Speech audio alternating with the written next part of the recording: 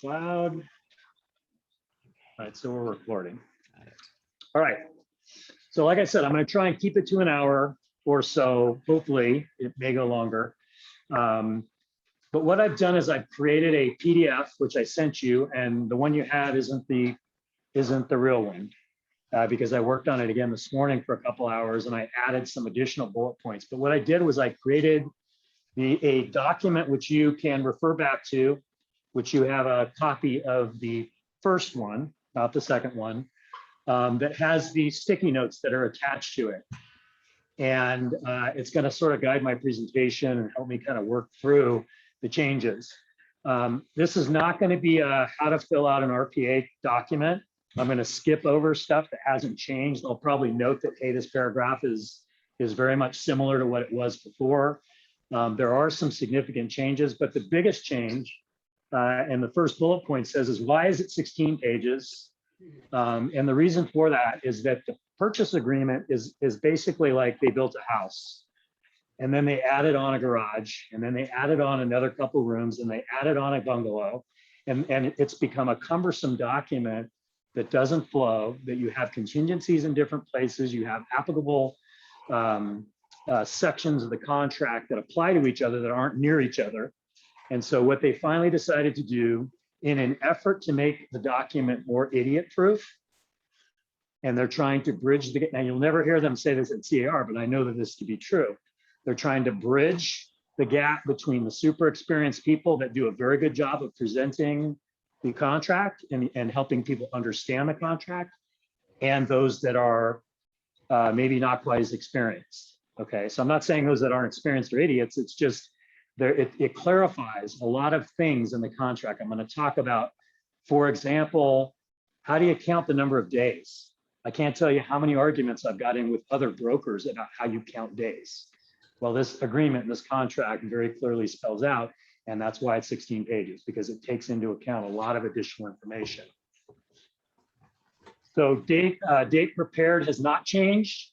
Okay, it is the same as it has always been, and why it's important is because there needs to be a reference point as of the date of the document. This is the December 12th, 1964 agreement. All the other dates you'll notice in the contract float. Okay, they're all time frames and things like that. So you have to utilize, there has to be a date in order for it to be a valid contract. You'll notice here, this is something stupid and simple, but they removed the word real from real property. So the property, not the real property. In the old contract, it said the real property. The reason they removed real property is because this document, as you'll see in a few minutes, they're going to do away with the manufactured home purchase agreement. There's only going to be one purchase agreement when it comes to residential real estate. Okay, there still will be a vacant land agreement, but they're going to do away with the probate agreement. And they're going to do away with the manufactured home agreement. So in order to make this consistent, because a manufactured home is not necessarily real estate, not real property, it is property. Okay. Nothing has changed. Let's see here. Nothing has changed. Oh, sorry. Sales price and COE was moved out of the top of this. You'll notice that in the other agreement, it had what the sales price was, what they were offering, the offer price, and the actual close of escrow date is no longer in the very beginning of the agreement. And you'll see that down below and why. Paragraph D emphasizes up front that the brokers and agents are not parties to the contract. It always said it in there, but this tells the people up front that, hey, agents are only a party to the contract as limited parties for compensation and agency. There is no, we're not actual parties to the agreement. That was in the agreement later on, but CAR felt it was important to make sure that we have that up front. Under the confirmation section for agency, there is no changes. It's basically the same. So we'll launch into the single biggest change in the agreement. Hang on one sec. Is what's known as the matrix. Okay, the matrix. Okay, and this encompasses the first few pages of the document in which all pertinent terms and information is contained within that area. So a buyer or a seller or an agent has a very simple process of going to this particular area and finding out almost everything that they need to know about the document. So everything is contained in that matrix area. And then the balance of the contract, as you'll see, outlines what those rights are. Like, how do you cancel? What has, how does the transaction actually work? But all deadlines, all negotiated items, as you'll see as we go, are included in this matrix. So close of escrow, you can see here, purchase price and close of escrow are the first two items, all right? And those are brought down from the top part of the contract from before. This particular column, the second column of the matrix, references which paragraph. So if somebody wants to know about expiration of offer, they know that they need to go to 32A in the back of the contract, and it'll tell them, how does that work? How does the expiration of the contract work? What are the specifics about that? What are the rights that the people have to the contract in that particular section?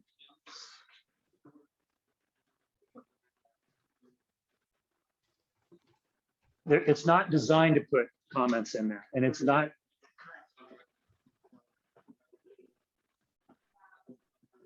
Right. So you can write that in additional terms down below if you want to specify that.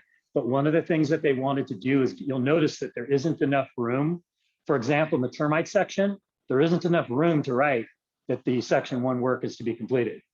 Okay, it's designed that way so that you don't expound upon those areas. So if you want it to be that or sooner, then you would go down to the additional terms at the bottom of the matrix where you could specify it. Okay.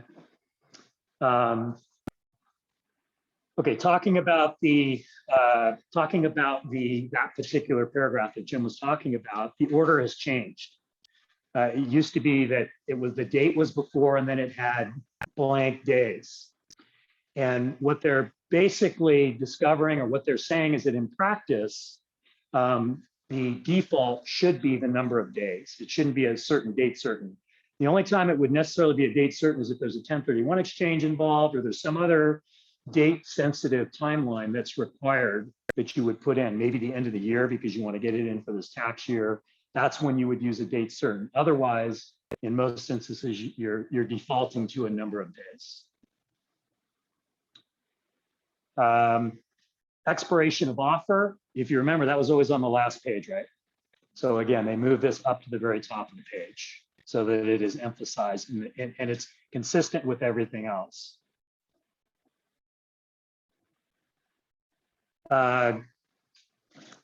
Initial deposit amount, again, they've changed this around, and what I'm told will happen, which I haven't received the document yet, but it shows here where you put in a dollar amount. It will, according to what I'm being told, it'll calculate the percentage. Let's say the sales price changes, okay? The dollar amount remains the same. The deposit is still going to be the same unless you somehow write in that the deposit in a counteroffer, that the deposit will be 3% of the sales price. Otherwise, it's going to default. It tells you in the notes that this is, well, it says there, percent numbers for calculation purposes. It's not a binding party agreement. So if there's an argument between it's supposed to be 3% or the amount, it's going to be the amount unless that person countered in the counteroffer. Okay. Increased deposit. Just a good reminder, there was a form that we used to add in. We don't see this happen very often, but if there is an increased deposit, it doesn't automatically become part of the liquidated damages. And people don't necessarily know that. When you get into the meat of the contract, which is in paragraph 5A2, it will specify that. It'll explain that so that they understand it. But the point is this: if you have a $5,000 deposit, at some point after the initial deposit is made, you add $5,000 of additional deposit for the agreement. There's some reason they do that.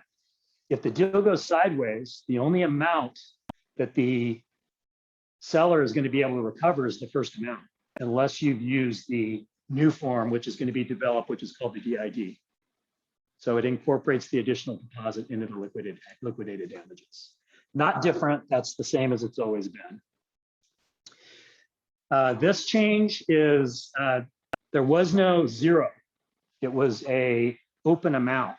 And so what they did was they just added defaulting the fact that the buyer will pay zero unless something else is written in there. Okay, just to take away any confusion. Conventional is always the default in the contract unless checked in that third column, one of the other choices. Other choices would be USDA or some other exotic type financing, private financing, something like that could be written into that paragraph. And then they added in the previous contract under occupancy type, it was sort of hidden. Okay, it was hard to find. In fact, I went looking for it when I was doing this, and I just had a hard. I knew it was there, but I had a hard time finding it. And so again, to make it clear what type of financing the person is going after, it used to be just primary and investment. It didn't have second home. And so they've added secondary. So again, that clarifies what the buyer is doing, what type of financing that they're getting. Okay. Any questions on that page? Do you have to fill it out? No, it's not a contractual agreement, but primary, yeah. Anytime that there's a check or the contract does default to, so it could be that someone could miss that, you know, and not complete it. Yeah.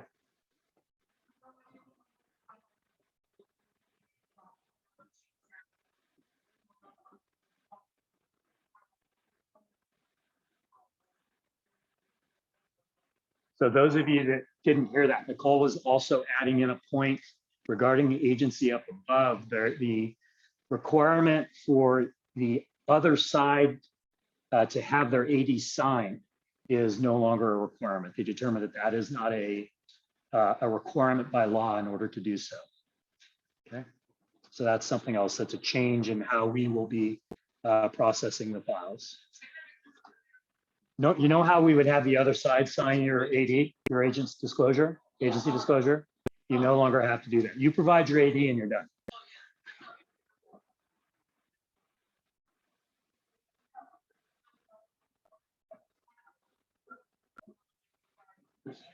You just have to have whatever side of the transaction on. You don't have to have it acknowledged by anyone else.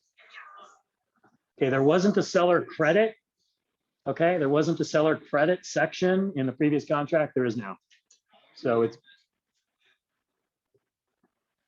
if for example, if a buyer is doing an FHA loan and they want 3% of closing costs up front, that's where you put it.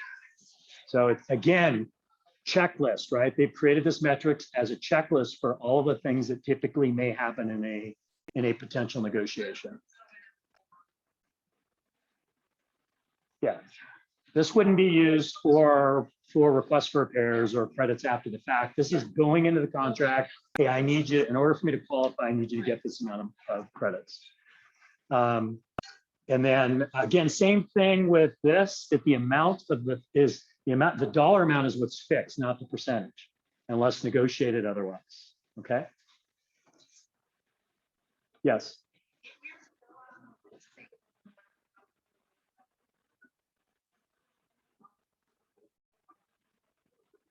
I don't know if it goes back and forth. We'll have to see when the contract comes out. The other thing that I forgot to mention at the very beginning of this is, which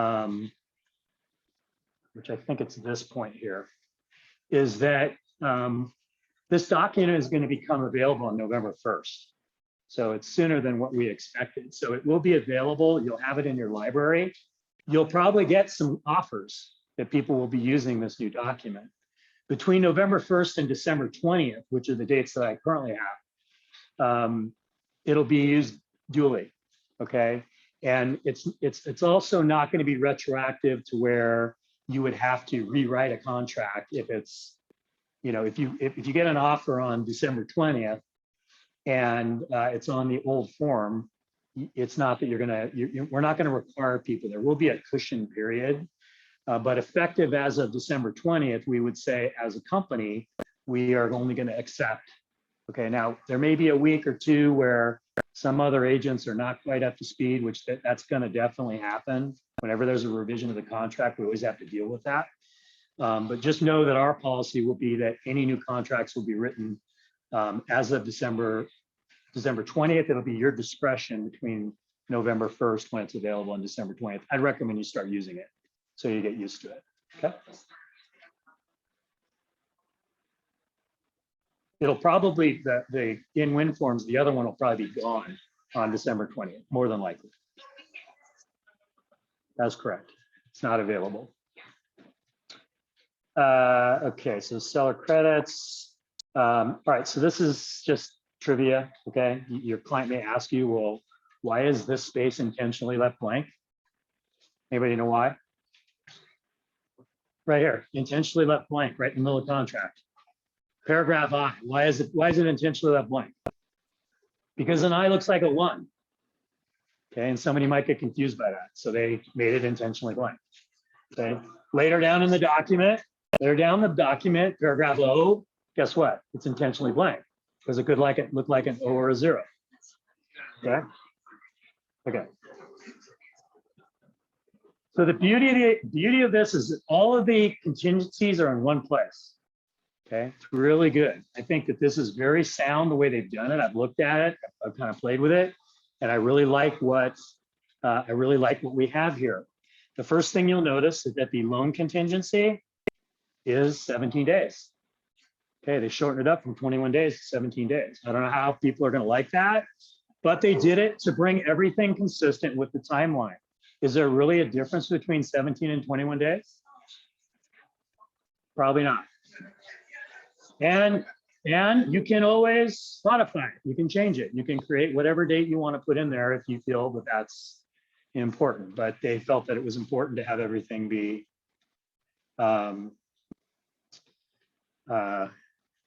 have everything consistent. Okay,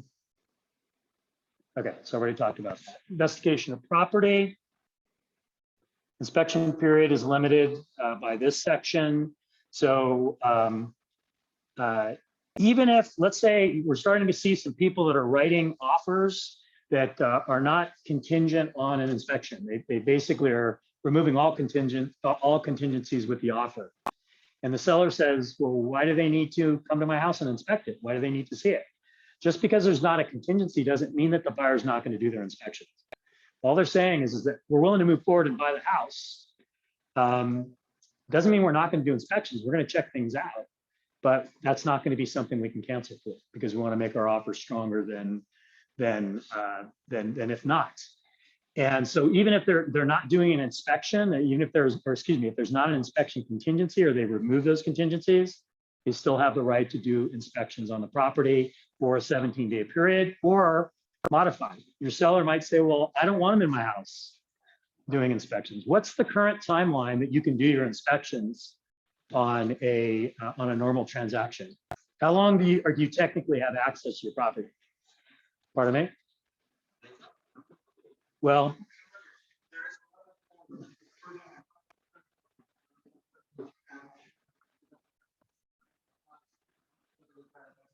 yeah. And you can do the same thing here, okay, under this contract. But for the most part, or for what they're telling the seller, they're telling buyers, they're keeping everybody on track to make sure that they're moving forward, that there are certain time periods that they perform certain functions. Okay, so that's that. Preliminary title report. Let's see here now. Review of seller's documents. Informational access is them just going in and measuring, doing those types of things. Technically, after the 17-day period's up, the buyer doesn't have automatic access to the property. They're limiting that. Correct. Because it becomes an argument. Okay, it becomes an argument for buyers and sellers. Like, I don't want these people in my house anymore. They've been here 25 times. Okay, right? You have a question? We're gonna get there. Did I pass it? Sorry. Yeah. So So an assignment request, you write a contract in the name of a certain person. Okay, John Smith writes the contract. He doesn't necessarily write, or maybe it's John and Mary Smith. They don't write a contract in the name of their trust. They want to vest the name of the property in the trust. So from John and Mary Smith on the contract, that's an assignment of the contract to the trust. If it's a wholly owned entity, okay, in other words, it's a trust, you can make that assignment and the seller is compelled to do it if they're notified within 17 days. If it goes past 17 days, and for some reason the seller says, well, I don't want you to vest in the name of the trust, which I don't know why they would, but they could. Okay, that again gives that buyer that timeline they have to perform in that certain time period. Now, the more complicated scenario is an assignment is also when someone buys a property and decides that they want to sell that right to buy that property, okay, wholesaler, you're seeing some of those people do it, to another entity, right? And that type of an assignment is something that a seller must approve. Now they can't unreasonably allow that to happen, but there are certain things that the buyer must do at that point. They have to disclose how much that assignment, that person's paying for it. So you understand that I'm in contract with you and I'm going to let her buy the house instead of me. And I'm going to make 45 grand for that. Okay, that is required that be disclosed to you. So, and that's going to be under paragraph 23. There's going to be language in there that's going to talk about how that happens. That doesn't happen very often. It happens very often when we're transferring from a trust, and we just don't even bother doing anything about it. But the contract does say that the buyer must provide in writing a request to the seller in order to do that. It does not. But there is, it's the AAOP or something like that. There is another form that's involved.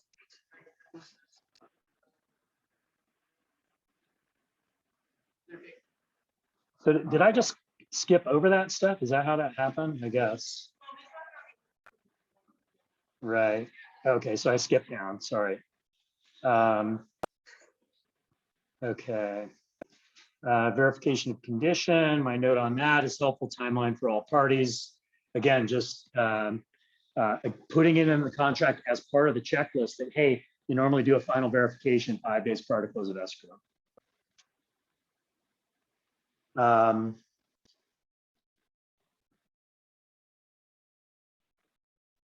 Time to remove contingencies can happen after 17 days, but the seller is giving more latitude to refuse. That has to do with the assignment request up above. Loan contingency modified to be in line with other contingencies. We already talked about that. And then appraisal contingency. The note on this is that it reminds parties to be mindful of the FDAC exemption. There is an exemption. If let's say that there is no appraisal contingency is checked, that's not valid. Okay, that's not that it can't remove the appraisal contingency on an FHA or VA transaction because the amendment requires that the property appraise. Okay. I'm going to get more into that as we get closer into, or as we get into the boilerplate of the document. Investigation of property, even if not inspection contingency, still have the right to access the property and inspect, which I talked about. The review of seller documents, what they're referring to here with the seller documents is any disclosures, reports, anything that the seller is providing. Nothing's changed with that in the contract. It's still a 17-day period. It still is 7 to deliver them. To sign off on those contingencies. So that's the contingency period. They have to be able to sign off on that information. And then my note out here is that it's 17 days or 5 days after they receive them. So if for some reason it's delivered late, if it doesn't get delivered by day 7, then, well, actually, if it doesn't get delivered by day 13, then it wouldn't expire on the 17th day. It would be the 18th day or a subsequent date after that. Okay. Nothing has changed with regard to that. It's just how it's formatted. Here's a pretty big change. The default is notice of recordation. It used to be at 5 o'clock on the day of recordation. Okay, in your current contract, that's when it says it is. If the property records at 10 o'clock in the morning on Thursday, when is it the buyer's property? 10 o'clock in the morning on Thursday. Understand? Okay, not a big deal, but it is something that, and the reason why they did that is because if, for example, there was a fire and or there was a major flood, what's the first question that the insurance company is going to ask? Who owns the house? Well, when did we own it? Well, we owned it as of 10 o'clock this morning, so I guess it's their house. And so that's why they made the change to modify it to where it's the moment it records, it's the buyer's house. SOPA is something completely different. That has to do with tenant occupied units. And so if there's a property, if there's a tenant in a property, whether the tenant is staying or leaving, you use the TOPA document in order to outline the terms on that. So the default is, let's see, no, sorry, that's upon recordation of the new procedures in place with regard to rental property. So if you've got somebody that's in a rental property, you need to address it using this particular document. It will, yeah. Anytime these documents are checked, it pulls them into the document. Okay. Again, the note here is that they've moved everything up. Okay, as far as document fees and compliance. The first note on this is seller's delivery of documents. Jim just mentioned it. Defaults to 7 days. So the seller is required to have those documents in within 7 days, disclosures, reports, anything that they're, including the agent's AVID. Okay, the TDS is not complete until the AVID's done. And so for sure on the listing side of the transaction, 7 days. Otherwise, if you don't complete your AVID, it's subject to an agent's visual on the contract. You could be opening the seller up to cancellation rights of the buyer because that document isn't complete because you haven't provided that. Sometimes we have those AVIDs trickle in late. I'm bad about it sometimes. We need to understand that now in the contract, it clearly spells it out and the AVID is part of that. So you need to make sure that you're getting those AVIDs done within 7 days so it can be submitted and attached with the TDS.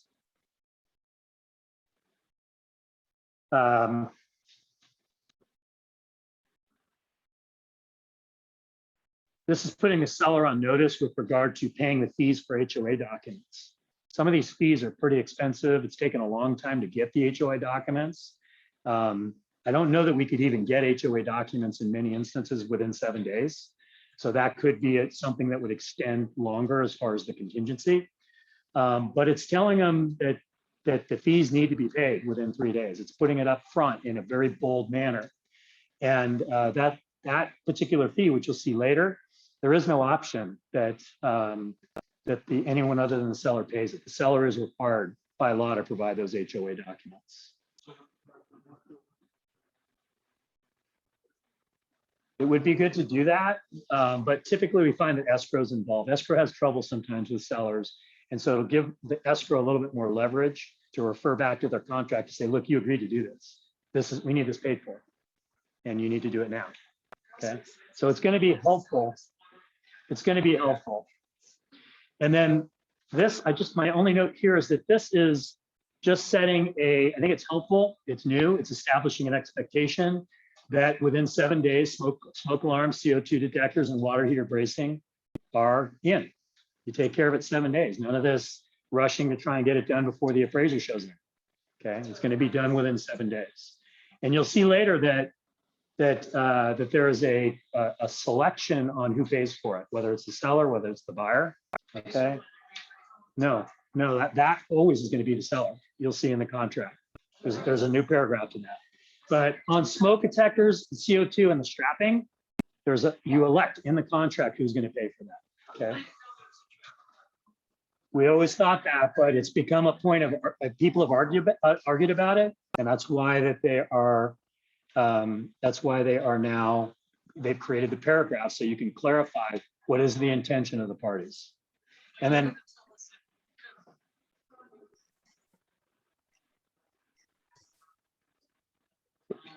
we're getting there, Susan. It's in there. It's in there. The seller's going to have to pay. If it's not done, the seller's going to have to pay for the reinspection. That's the way it works. Okay. Like I said Keefe, before, I have a O is question. intentionally left blank. Go ahead. What is your question? My question is, how will this affect 1031 exchanges? Do you foresee any changes that we need to be aware of? I'd have to think about it. The question is, how's this going to affect 1031 exchanges? And Larry, I'll have to look into that. I don't see that there's any difference, but I'll take a look at that for you. Thank you. Okay. All right. So this could be an O or a 0. So they left it blank, which is great. Okay. This is probably my favorite paragraph because we're constantly arguing about what's supposed to be left, what's included, what's not included. This particular paragraph cuts down on that confusion and it prevents some of our headaches. So it's expanded, there's more room. You'll notice that there's only one item that's checked automatically, which is bathroom mirrors. Apparently that's a big problem for people not leaving their bathroom mirrors. So there are some expanded items here. And so you can add items and then you can also exclude items if there's things that you don't want left if you're the buyer and you don't want them in there. But I would strongly urge that you have the buyer go through this very carefully and check the appropriate boxes. Yes.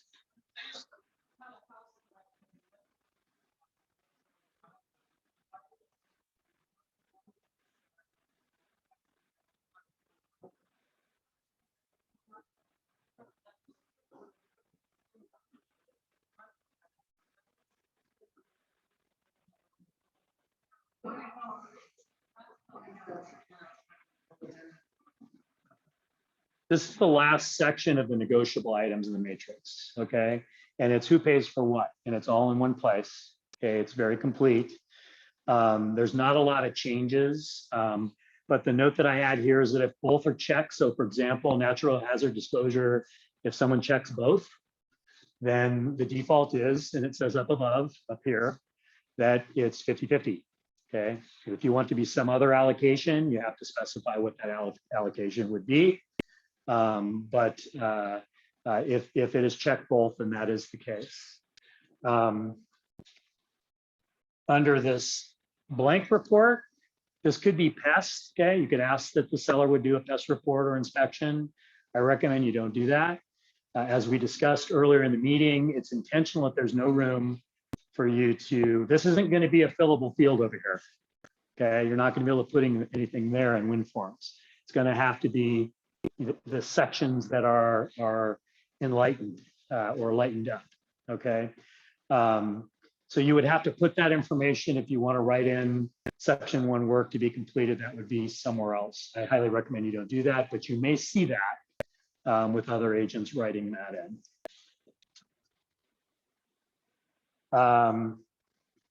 These are always questions for us. People that are out of area write in governmental required point of sale inspection reports, who's going to be dealing with that.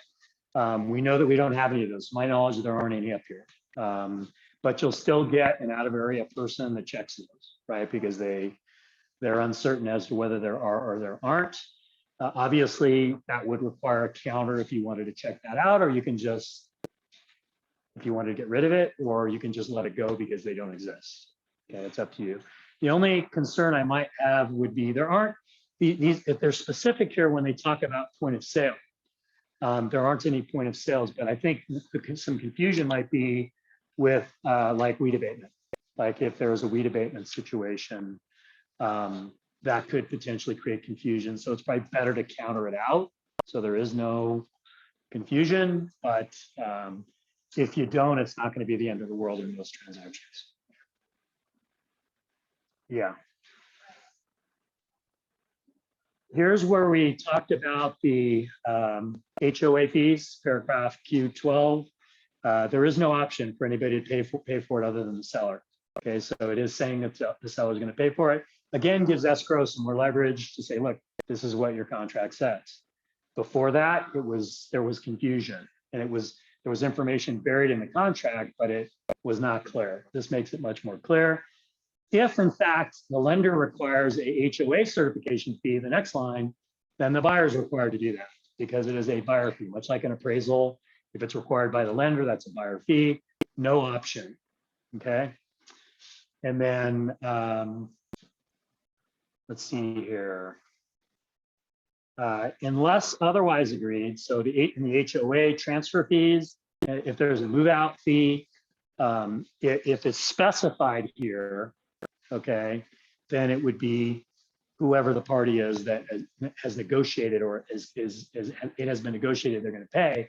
In the absence of that being checked, and it is the seller that is required for the contract.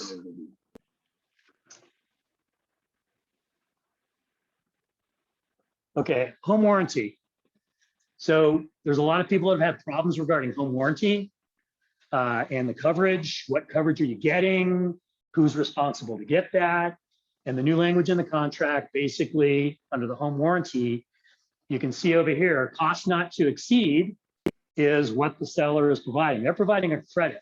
They're not providing a home warranty plan. They're providing a credit. And the buyer in the contract, in the boilerplate under paragraph Q18, or sorry, 10C, it specifically states the buyer's responsible to pick whatever coverage they want. The seller's giving you a credit. Anything over and above that, you got to pay yourself. Okay, so it's changed kind of that dynamic of well, gee, you didn't give me the right coverage, right? You didn't provide what I wanted, and that's been problematic in some areas. So they've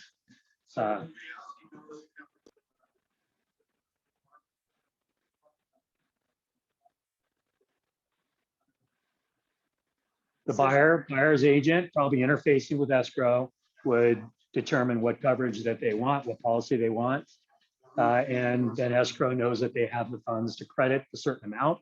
If they want something more than that, some buyers might say, well, that puts a burden on the agent. You didn't ask for enough because I want these additional coverages. Okay, well, the contract states that it's not about the agents. It's about what the seller is willing to credit as credit. It's not there. It's gone. Yeah, it's no longer in the contract. Nope. And then under other terms, so the point Jim made, I forget what the point was, Jim. You wanted or sooner. Okay, if you wanted that, you could clarify that here in this place. You could put termite clearance here. I don't recommend it, but watch for that. Watch other terms because that's where that kind of weird stuff might sneak in there. And when you receive an offer, there might be something that you need to pay attention to. Correct. Yes. Yeah, that would be, yeah, up above. All right, so that's the end of the matrix. That's all the terms, that's everything about it's the quick reference for you to be able, or checklist for you to be able to look at. Now we're going to go into those paragraphs that support that. And the first part of this is most deals have been written on a standard RPA, but there are probate, there are manufactured homes, okay? There were separate agreements, there were separate RPAs for those. Those are all going to be gone. That's not going to happen. There's going to be a box that you'll check. For example, if it's a probate, you'll check this box and then it will create the probate addendum will attach to that, which has the specific terms that apply to probate. So you're using the same agreement, but you're adding an addendum to it. Makes much more sense. You don't have to have a separate agreement. Which agreement do I use? You know, there's a point of confusion for that. Let's see here. Yeah, so those are all going away. Then with tenant occupied properties, there is a tenant occupied addendum that you would check. And Then there are also tenancy and common purchase agreement addendum, which probably nobody's ever used. Sounds pretty scary to me because you're not supposed to be talking about vesting. Vesting is a legal decision. That's something that a buyer is supposed to be talking about with their legal counsel, how they want to vest the property. But you're going to have some sophisticated buyers that are going to know, okay, this is primarily with regard to investments. These two, tenancy in common and stock cooperative purchase. These addendums are added to the contract only if a buyer knows what they're doing. You're not suggesting as an agent that they use these documents. They're going to understand the type of transactions they're doing. And because there are common items that need to be included in that kind of a transaction that will benefit escrow in closing the transaction, then it will be added. You will utilize that document to do that. But we're not going to be recommending that they use either of these two addendums. Okay. So just so you know what they are. Propane was added on this addendum. Okay, the septic, well, property monument, and now propane. So propane tanks have been added into that particular addendum. Further advisories as we go down, you have the standard 4 that are already automatically checked that are included.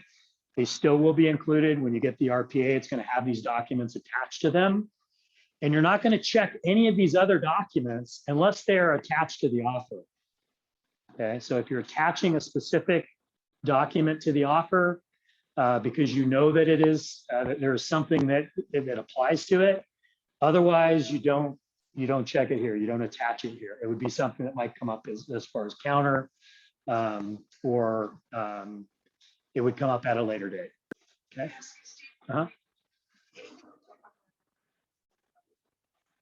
That is correct because and it will also be seen by the lenders.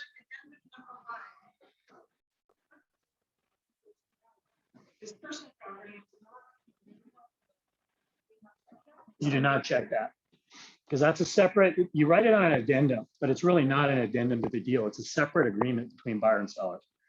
So that, right, but you're,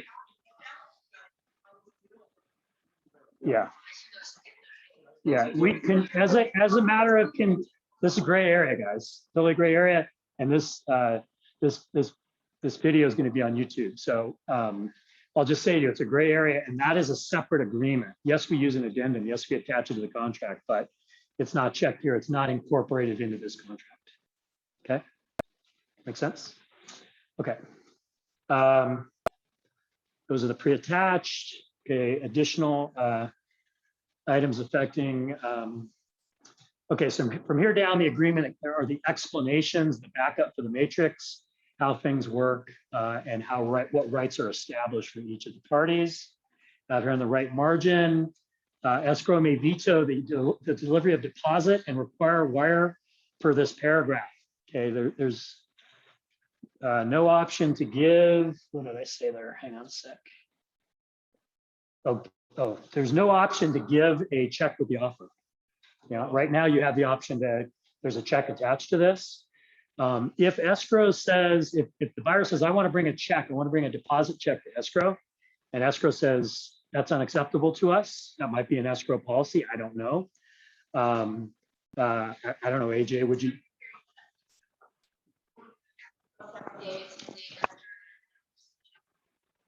So this gives escrow the latitude to tell the principals that the only acceptable means of your deposit is a wire transfer. So you have that latitude and that strength. The contract is doing a lot of things. Okay, it's giving escrow more teeth. It's giving escrow more latitude. It's helping the buyer and seller understand their obligations to us and to escrow. That's really what this is all about. So this is kind of an important one as well. Increased deposit. Where am I? We've already done that. Increased deposits. How are we doing on time?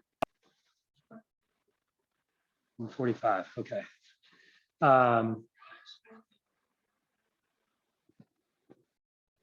Retention of deposit as we go down. Yeah, I will on that. Form DID, we already talked about this in order to be able to utilize it. This is where it explains that increased deposit and whether or not it's part of the liquidated damages. In this particular instance, the reason this is bolded, it tells them how it works. Okay. In other words, there's only two ways to get escrow money out of escrow: mutual agreement or court order. Those are the two options, and that's why it's in bold. It's telling them to contact the legal representative if you want clarification or if you need counsel on what that means. But it's right up front and it's very bold, telling them this is how it works.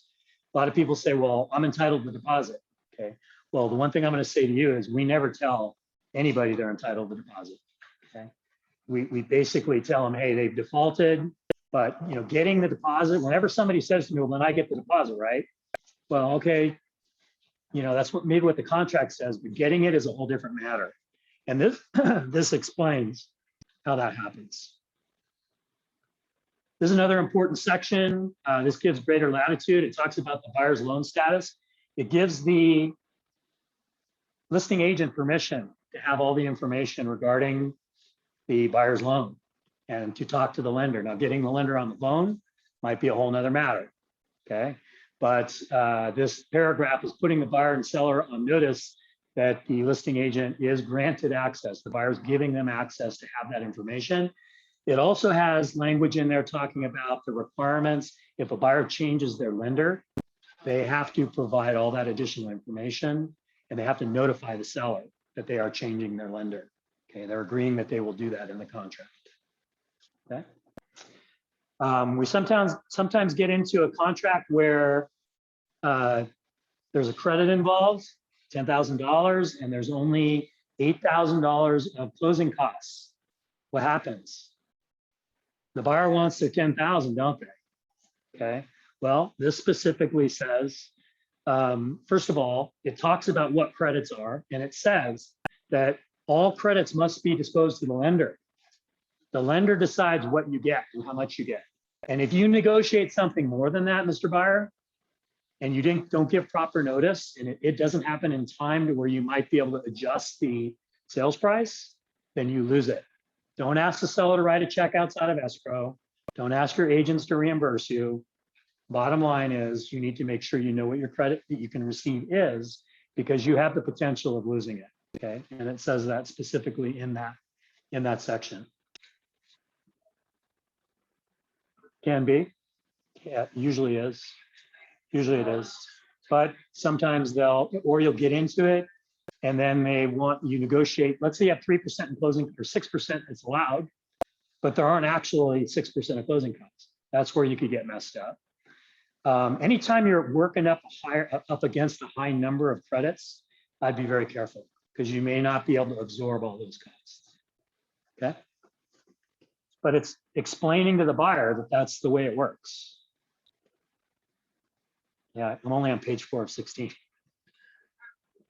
Buyer stated financing, it's a big one. Seller cannot, seller can't, this isn't new, but the seller can't prevent someone if they write a conventional loan, they want to change it to VA or they want to change it to some other type of loan. They can't stop them if they're ready on time, but they don't have to facilitate. They don't have to extend time for them. They don't have to do anything different than they normally would.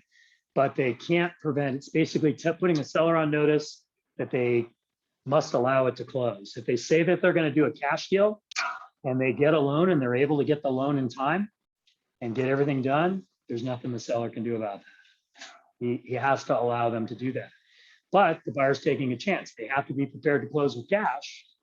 Okay, if there's a delay, then the seller can say, screw you, I'm out. I'm not going to sell you the property because you didn't perform. You didn't do what you said you were going to do. Okay. Yep.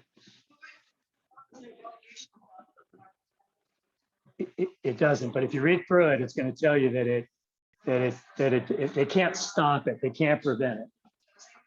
Yeah. Yeah. Okay. Abandoned items. Close escrow. There's a bunch of junk left, or somebody's coming back to get their stuff. It's been sitting there for a week. They keep telling you they're going to come get it. This says that within 3 days, the items are considered abandoned and the seller has the right, the buyer has the right to trash it, get rid of it. Okay. And so that prevents leaving of junk. That's a new timeline, new paragraph that allows that to happen.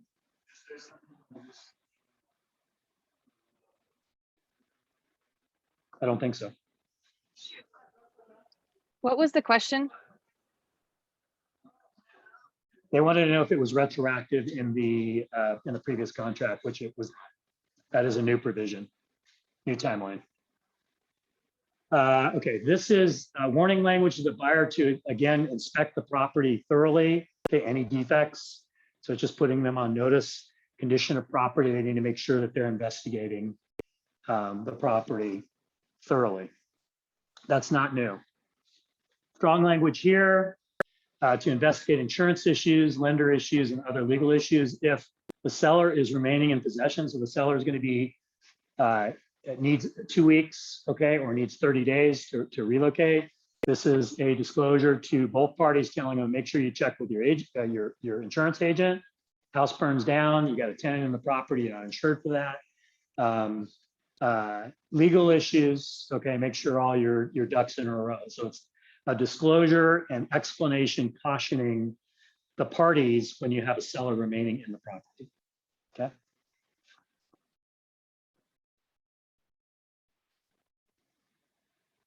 Contingencies, appraisal and loan contingencies are distinct.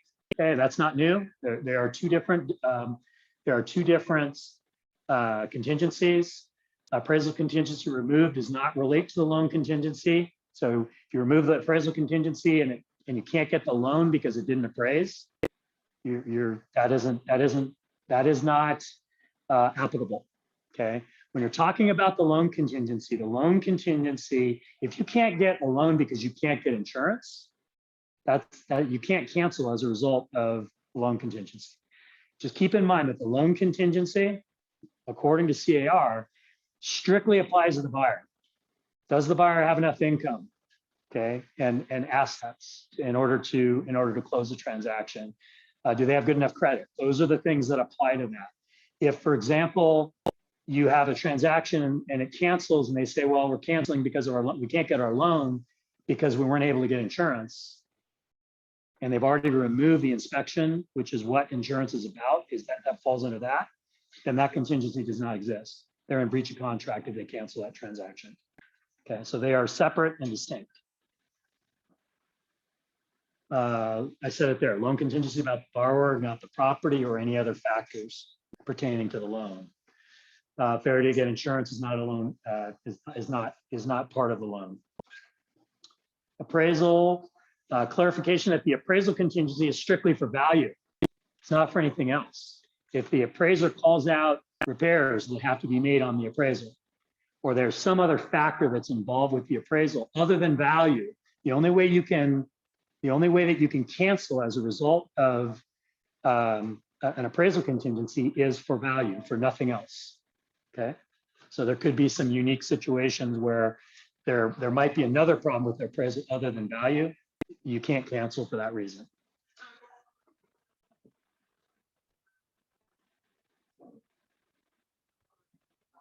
Repairs, those types of things.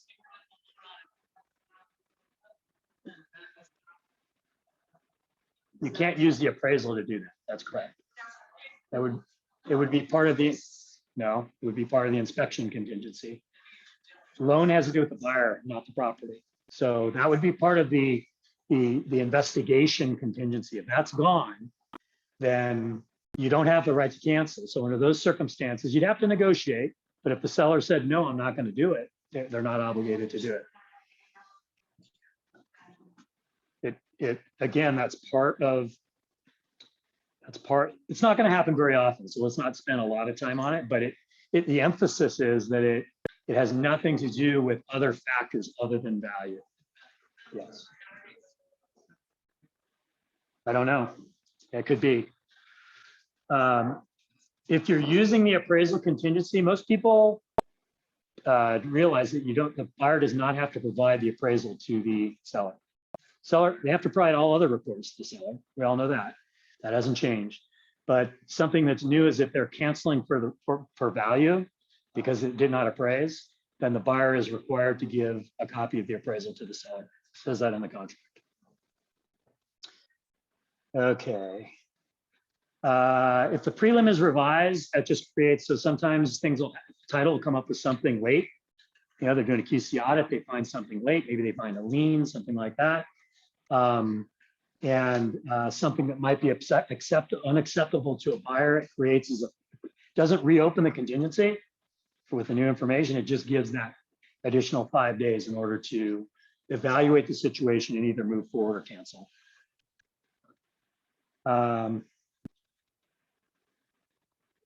This paragraph talks about buyer reviewing any leased or liened items.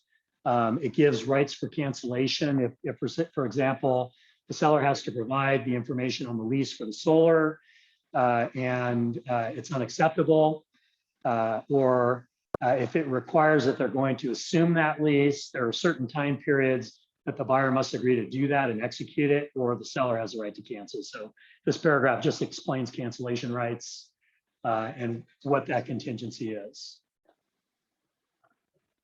Warning to buyer and seller the risks and consequences of contingency removal prior to receiving boilerplate disclosure, again in bold, saying, hey, not a good idea to remove contingencies until you get all the information you need in order to make a good decision, and that you would be acting against the broker's advice in order to do so. Again, not new, but very bold print.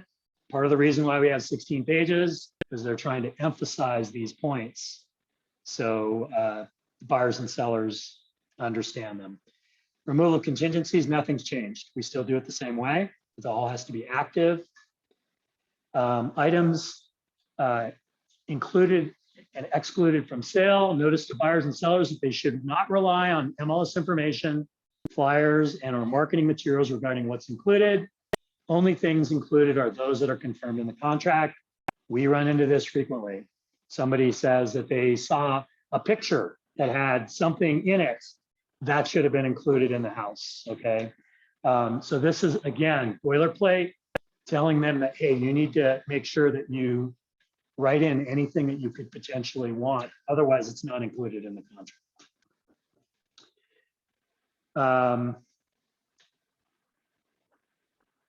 Let me scroll down here. My note here is important to include the section for the seller to review so that they have the opportunity to make exclusions. So this has to do with that section in the matrix with what's included and what is not included. And so we want to make sure that the seller is reviewing that, because there are, for example, drapes, right? Are drapes included in a transaction? They are now. They are now. It says in the agreement, okay, that the drapes and window coverings are included in the transaction. Are brackets for television?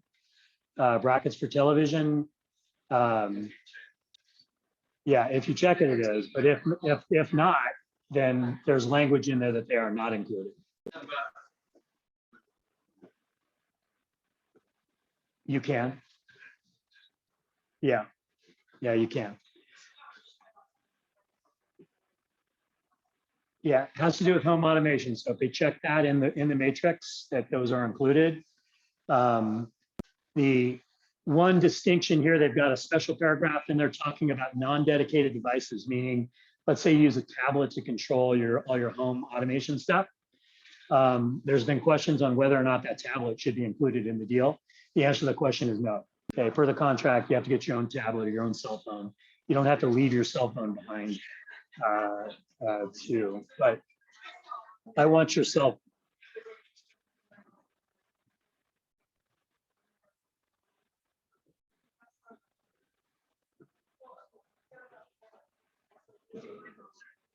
Yeah, light bulbs are being included. So that's up here on the including smart bulbs. That is something that's new in the agreement as well.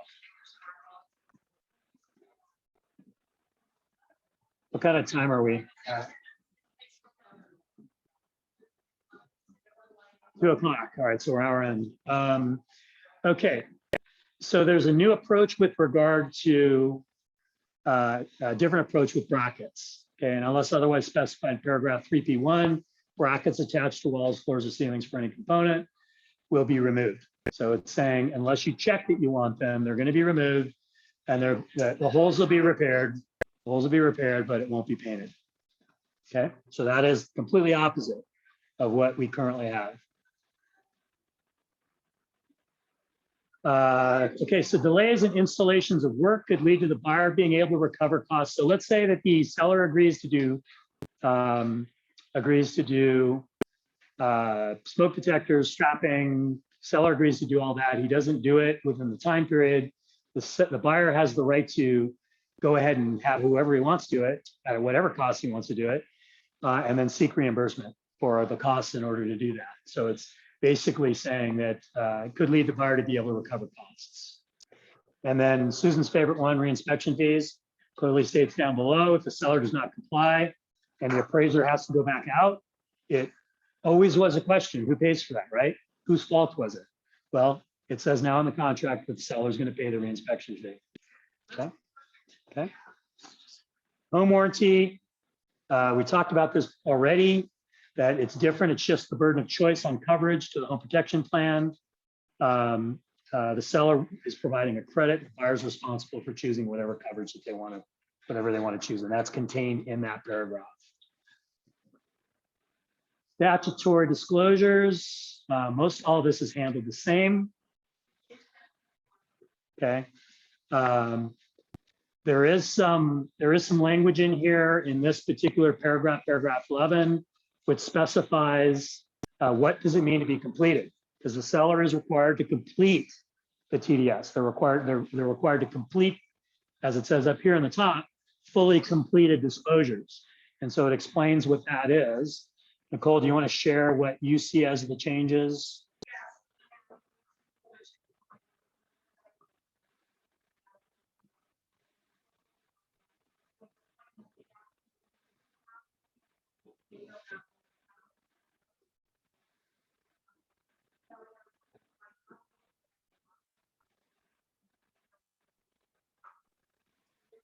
We can't hear Nicole.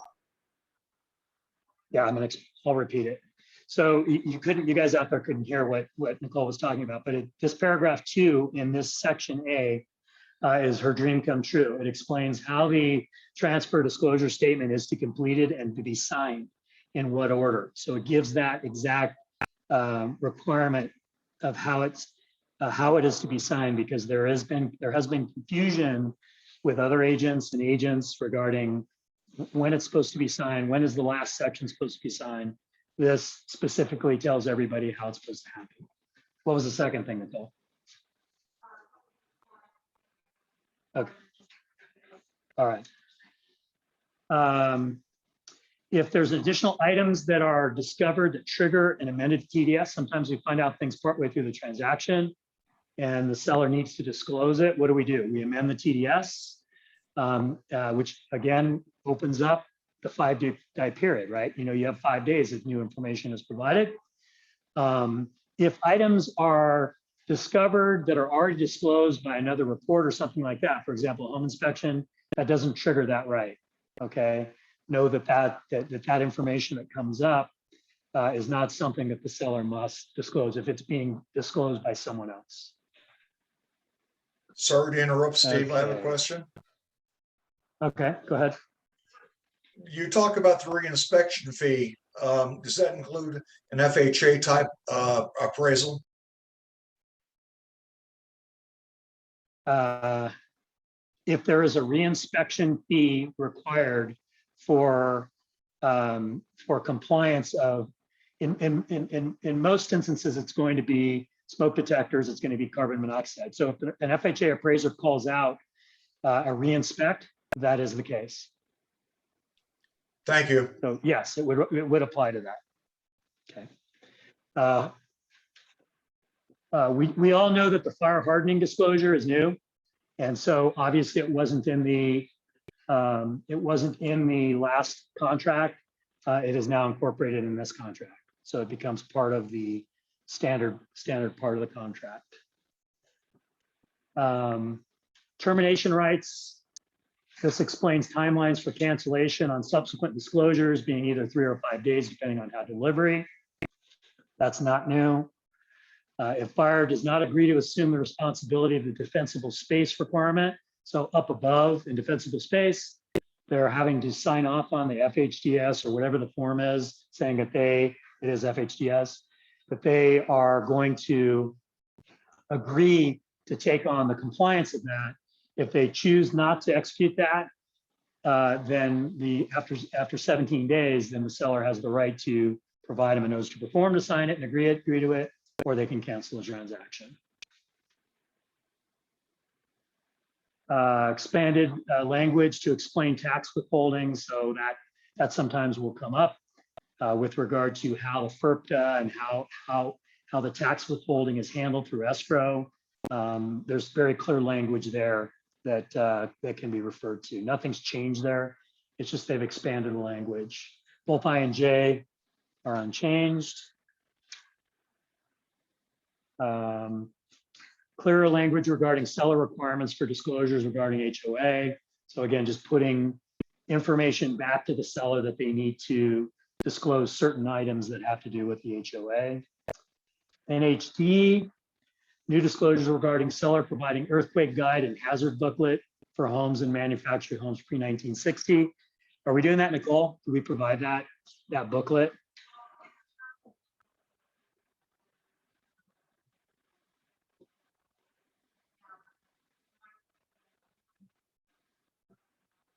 Right. So at this point, we're going to have to figure out how we're going to deal with that. But properties prior to 1960 require that additional disclosure. Known material facts, just yet another reminder that there are no exceptions for a seller to not disclose what they know about the property. Mostly the same, very broad scope. This has to do with buyer investigation of property. Nothing's really changed here. But there are some limitations. We know those limitations. They can't do invasive stuff without seller's permission. They also can't contact a governmental agency and tattle on the seller at a governmental agency. But for the most part, buyer investigations have remained the same. Those are the limitations I just talked about with inspections. New, the seller is not obligated to move personal property. Okay, so for example, somebody wants to investigate or inspect the property. Apparently there's been some confusion as to whether or not a seller is required to move stuff in order for somebody to inspect. And the contract specifically states that they're not required to do that. Delivery of reports to seller is not, it explains that reports and the reports need to be delivered to the seller. It will outlive the transaction. So if after the fact somebody cancels and they haven't given the reports and the seller requests a copy of the reports, the buyer is under an obligation to do that. Unless it's an FHA or VA appraisal, they are not required to give the FHA or VA appraisal. Okay. Not new, just additional clarification. The rest of these are unchanged. There's a paragraph in here. I thought this was new, but it has to do with a buyer is a legal entity, so it's not a person. So it's some LLC or something like that. They're purchasing property for $300,000 or more, and it's for cash. Then there are some requirements the title must go through, and this document tells the buyer and seller that this information is being reported to the government. So it's a money laundering language regarding reporting requirements. F and G are largely unchanged.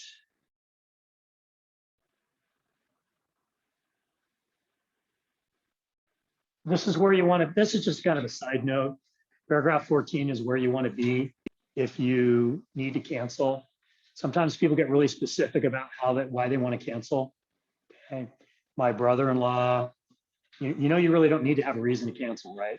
Your investigation, if your investigation contingency is still in place, your investigations have led you to believe that you're not going to move forward with the transaction. That's it. You're not specific in any other way, okay?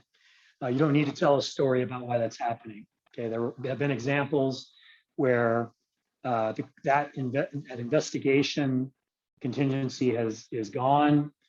the buyer makes up some other reason, okay, which is not relevant, and or let's say it's still in the contingency period. So you're still in that investigation contingency period, but you tell the seller the reason you're going to cancel is because your brother got cancer and you can't move forward with the transaction. Okay, you're specific about it.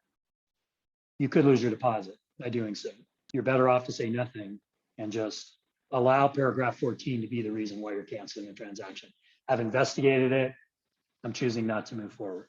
Don't be less specific when you're doing the canceling.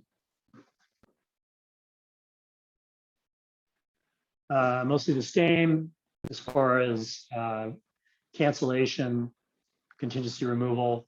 All of that is still active. Nothing has changed with how we structure that and how we handle that. Contract obligations are broader. So for example, giving notice to perform, there used to be 5 specific contract actions. I'm not going to go into them right now because it's not that critical, but it's expanded in this paragraph. There are actually 11. These are things that the buyer is supposed to do. Put their deposit within 3 days. Okay, that's one, but there's 11 of them that the seller has the right to issue notice to performs and potentially cancel for those. And this contract spells out more of those actions. New language offering more clarity to buyer's rights. So buyer's right to cancel just explains in more detail what their rights are and how they go about canceling a transaction. Used to say 2 or blank days. So under the seller's notice to perform, so it used to be 2 or blank days. Blank was taken away. Now it's just 2 days. Okay, they've taken away the blank. You can't add additional days. The 2 days, interestingly enough, is not a legal requirement. There's nothing in the code that says that you have to give somebody 2 days on a notice to perform. It's what CAR has deemed as reasonable. And so that's the day they picked. Now, can you change it to 1 day? Yeah, if you do it in advance, you can agree that if either party has to issue a notice to perform, that they'll agree that 1 day is sufficient. But I don't imagine that that would happen. Could you make it longer? Yeah, you could probably make it longer. Would I? No, I would leave it at the 2 days because that seems to be a reasonable time period. The earliest time you can issue a 2 day is 2 days before the scheduled performance date. That's not changed. You all know that. So if 2 days from now they're supposed to remove contingencies, you can issue the notice to perform 2 days in advance. Incorrect notices are void. This is a good one. Okay, this explains that incorrect notices, if you give someone a 1 day notice to perform, it's completely invalid. It doesn't default to the fact that you have to wait 2 days. It's 1 day. Or if you give some other notice that's incorrect, having to do with notice to perform, it is invalid. You have to issue a new notice. No change. Effective cancellations on a deposit. We talked about the fact there's only 2 ways to get deposits out: mutual agreement or the act of law, and this is where it's explained. Bolder, clearer language explaining how it happens, the fact that you can still get $1,000 if the person doesn't or unreasonably withholds cancellation and return of the deposit. What I have to say about this is, in this particular section regarding getting deposits and who gets the deposit, my advice to you guys is to manage your expectations. Let them know that the deposit isn't going anywhere until both people agree. And they don't understand that in most instances. They think they just get it. And that creates a lot of grief for escrow.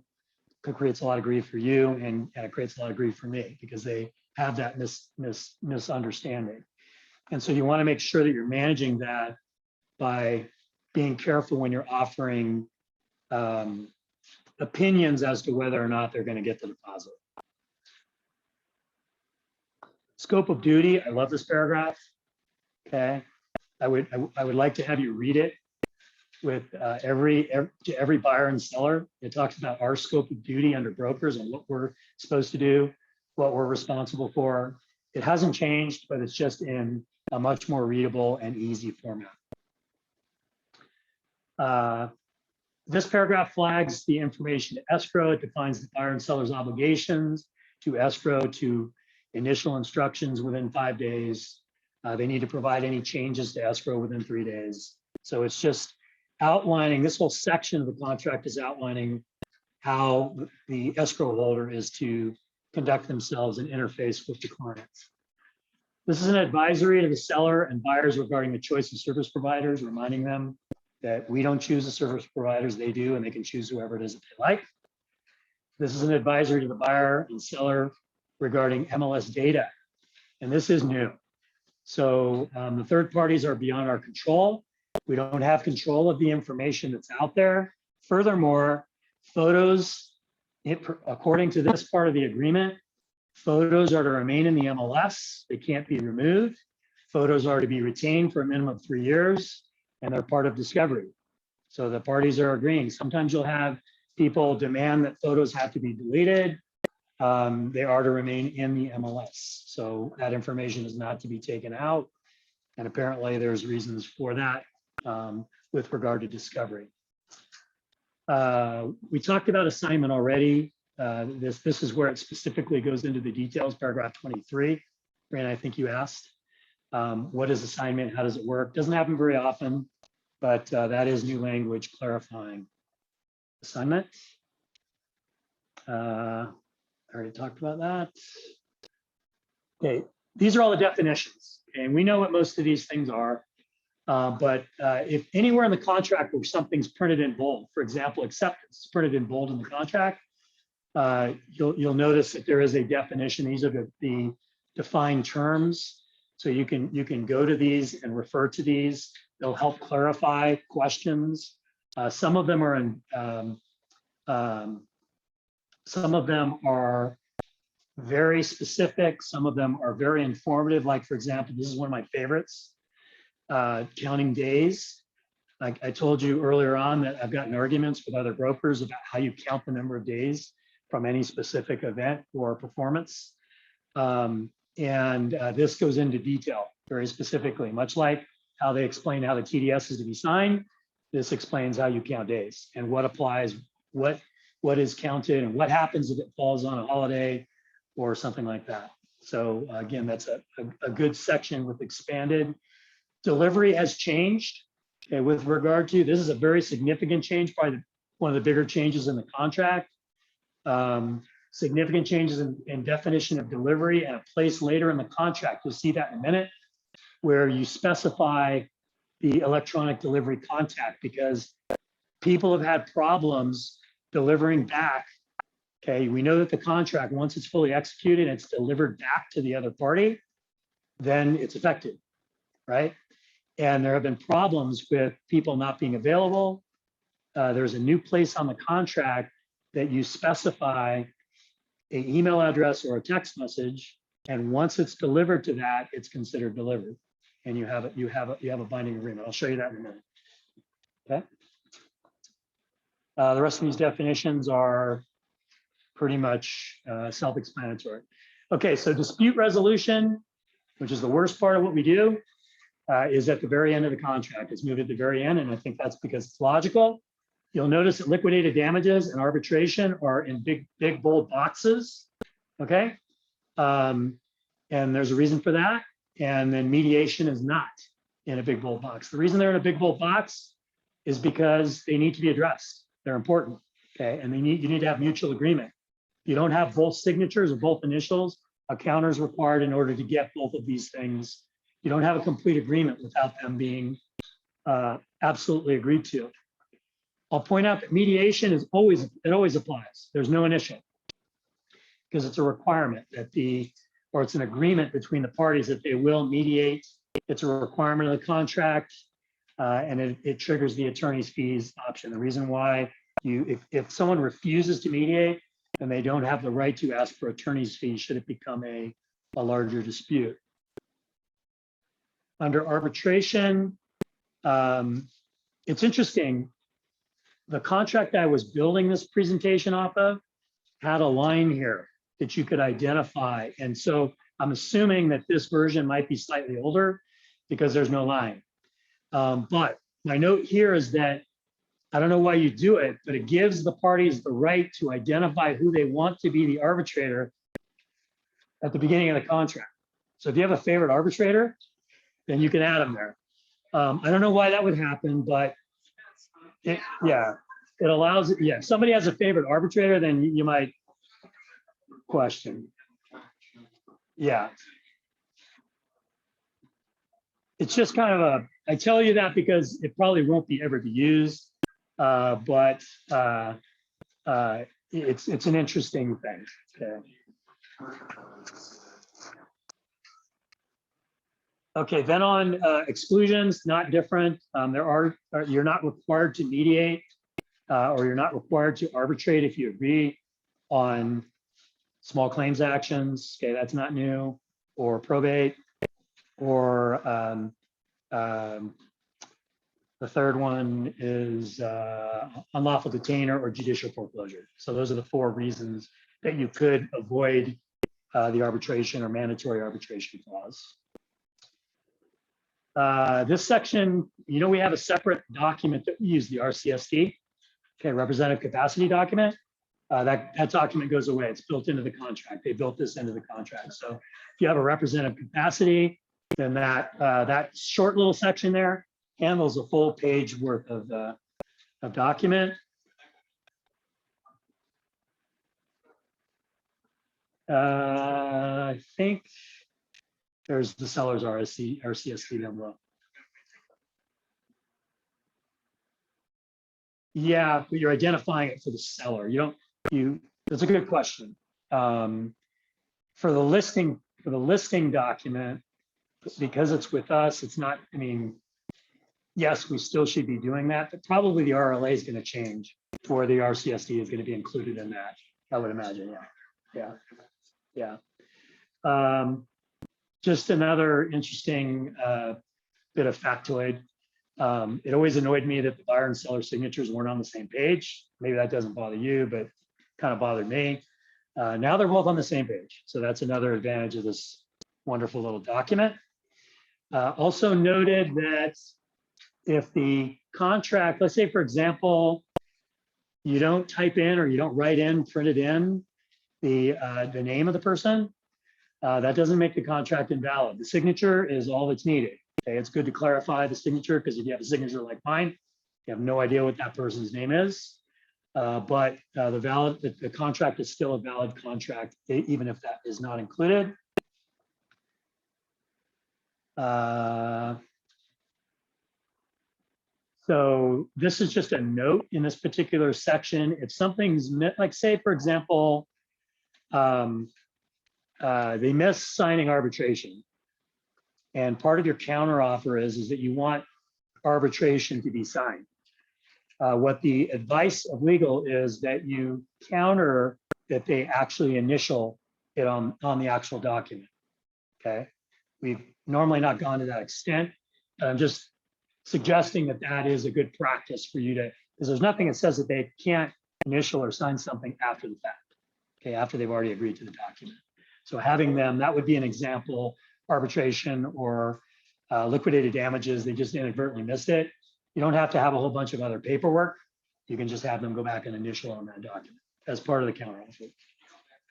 I can, sure.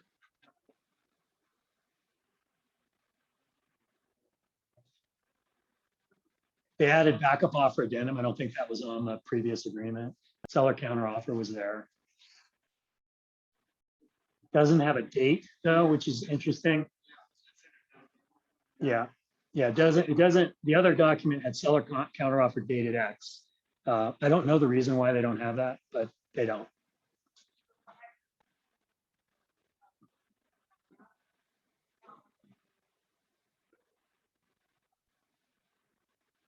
Yeah.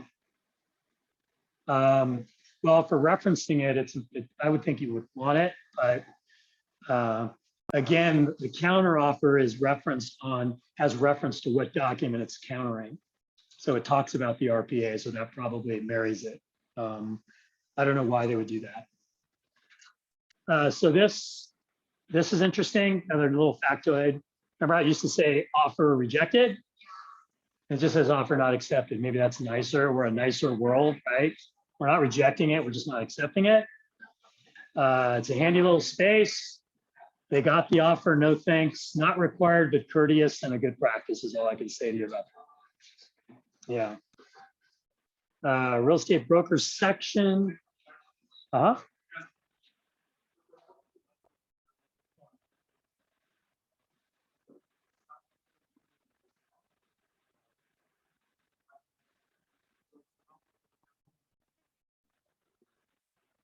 Yeah, it says, I said, it's not required, but it's courteous. So they're not very courteous. And they're not practicing good practices. You know, they don't really care. They don't care about you, Peter. Those people that are going to treat you that way, you know that they don't really care about you. That's just, I'm sorry. That's the way it is. Okay, this is the area, new section, okay, down below in the real estate broker section where you're going to identify the designated electronic delivery addresses. So you're either going to put a phone number, you're going to put email, text. There's also down below an alternate, okay, designated email. And if checked, delivery shall be made to the alternate designated electronic deliver address only. That could be maybe a TC, something like that. I highly recommend you don't do that. Should come back to you. Okay, you should be the person that it is being delivered to. Just the least amount of people that are engaged in this, the better. And it could be critical because once that shows up in your inbox and they can prove that it was sent to you via email, the deal's done. Okay, it's considered to be delivered. Yeah, correct. Well, yes. Buyer's brokerage firm, and then you have so you want delivery back to the buyer's agent.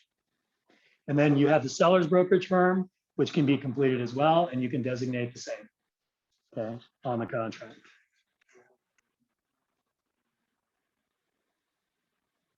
Escrow holder, we're now getting down to the bottom of this thing. Escrow acknowledgement, identifying the type of escrow company. So this, again, just gives an opportunity for everyone to understand what kind of escrow company that they're working with, whether it be a Department of Real Estate escrow company, which is less regulated. Department of Insurance would be one of the title companies, and then Department of Finance, Protection, and Innovation would be standard DOC escrow, which would be Alpine or any other independent escrow company we utilize. And then my last note before I open up to any general questions is that you'll notice that the confirmation of acceptance is removed. Okay, it's gone. It's not legally required. It created confusion whether you did or you didn't have to do it.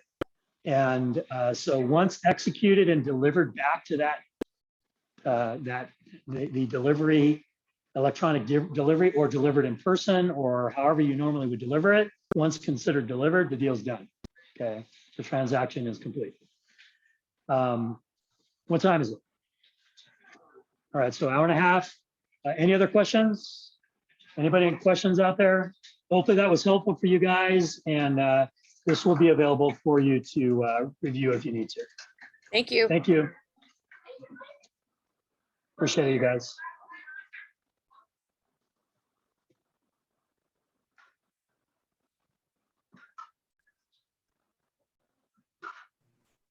Thank you, Steve. You're welcome, Candace. Hopefully it was helpful. It was. Okay, we'll see you guys. Take care.